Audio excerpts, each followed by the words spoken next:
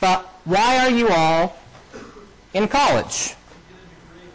Get a degree. What else? What's the end goal after the degree? Why do you want to be here? Get a job.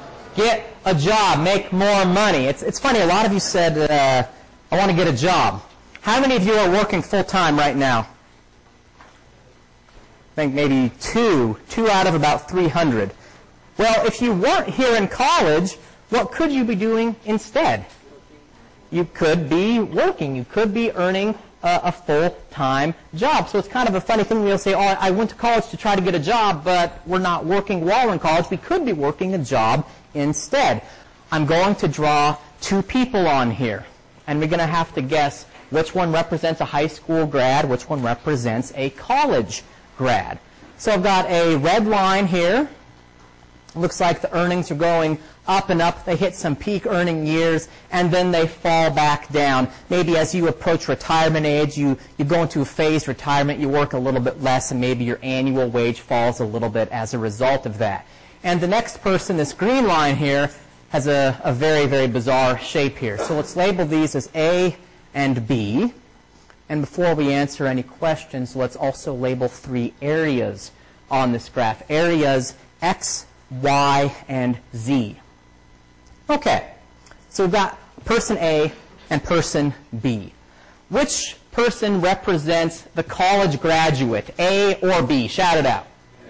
A represents the college graduate. Of course, B is the high school graduate. You can look at this intuitively and say, well, okay, B starts positive yearly earnings right away, goes up, hits some peak earning years, and then falls. Whereas the green line, the college grad, would typically have the following experience. I start off negative in these first 4 years because I have to perhaps take out loans every year to pay for tuition and room and board and other fees of college. Then we optimistically assume that after graduation, you instantly find a job that pays $16,000 to $25,000 more per year than the high school graduate. So that's our story. Yeah, this is a simplified model here of college and high school. But let's look at these areas now. By itself, what does area X represent by itself? Anyone want to take a guess at what does X mean? Yes? Yeah, the money that you owe to your university. We can talk about this as being a direct expense of college. The out-of-pocket expenses. Think about X as being, okay, I had to write a check to somebody for tuition, for room and board, for fees. I had to buy this $40 note packet for Dave's class. I went to Penn State, so I got to buy a whole bunch of Penn State merchandise so I can wear it around campus. X is any direct expense, mainly tuition, of course, that is associated with the fact that you are here in college, Penn State University. Area Y, a little bit tougher. What is area Y? Well, the amount of money that the high school graduate would have made had he just went to high school and not gone to college. Yeah, very good. Area Y, if we're looking at this from the perspective of the college graduate, area Y is an opportunity cost of not working. If you are in college, area Y represents money that you could have earned during those 4 to 5 years of college in which you are not working. So we can say, well, maybe right out of high school, $1,000 a year. I gave up that money. It's not a direct cost. If you are here in college, you don't have to physically pay someone because you're not working at a job. But the opportunity cost, the foregone alternative next best thing, is the fact that someone could have been paying you. Instead, you're not working, so nobody is paying you. There's one more area to discuss, and it's area Z. Now, once again, from the perspective of the college graduate, shout it out, what is area Z? The benefits, the money that you get, very good. The benefits you get from going to college, you can call that the college premium.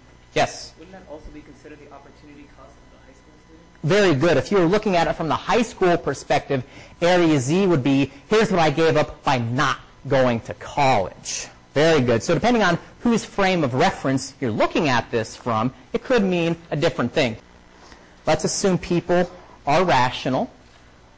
They're going to do what's in their best interests, and I have to make a choice. Is college right for me? Is it going to increase my overall well-being? Let's just for now stick with the monetary implications, the money welfare implications. So in terms of X, Y, and Z, I should go to college if what is true? What is it? What's Z, a cost or a benefit? Z is a benefit. What are X and Y? Those are costs. So maybe we've got some weird areas on this graph in X, Y, and Z, but really this last statement, all it says is I go to college rationally if the benefits of college, Z, are greater than the costs of college, X and Y. And we've already mentioned this. Benefits of college are obvious when you think about it. I got to get more money. But there are two costs of going to college. The first is the obvious costs that we always tend to think about. Man, college is expensive. Tuition's expensive. Textbooks are expensive. Room and board. I got to get a meal plan. I got to pay for all of these fees and transcripts fees, and got to pay for my textbooks and note packets for these various classes. It's so expensive. Have to take out loans. But the second cost of college is often this hidden cost that we sometimes don't think about unless we've studied a little bit of economics, and it's this opportunity cost. Right now, we all could be working a job, but we're not working because we're here focusing on our studies. And this opportunity cost can get to be very large. Even if you'd say, well, hey, I could get a $35,000 job right out of high school. If you give up $35,000 for 4 years, that's $140,000 you could have earned, but did not earn because you were in school studying instead of working a full-time job. What about this other tough concept is this? Has anyone ever heard a phrase similar to the following? 50% of college graduates end up getting a job that has nothing to do with what they studied in college. Anyone ever heard something like that? Or a job that's different from their field of study, perhaps? Yeah, we often hear phrases like that.